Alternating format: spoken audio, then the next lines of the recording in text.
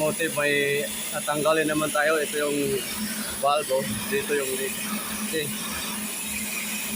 Once lumalabas ito sa breather niya, so leak na itong valve na ito. So marami malapit sa air dryer. Yan. So ito na mga automotive yung bagong control valve niya. So tanggalin natin yung mga fittings doon sa lumang valve, tapos kabit natin dito sa bago. Ito na mga automotive, kinabit na natin yung bago. Okay? Once nagbaklas kayo itong mga automotive, isa-isahin yung mga airlines. See? Kailangan nyo siya lagyan ng marking para hindi siya ka-interchange. Kasi yung function niya, pag nagka-interchange yung mga hose, wala na. So barado na yung ano niya, yung linya.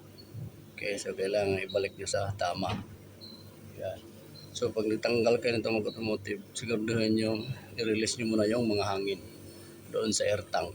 Okay? Kasi para hindi siya sasabog at nasisira yung thread pag may hangin sa loob. Kailangan walang hangin doon sa mga air tank.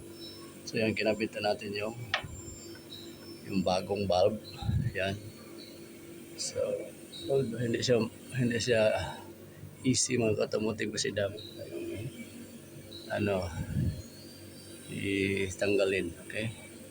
Yan. Sige yung banglin niya, baklasin niya to. Yan. Yung mga obstruction para magkaroon kayo ng access.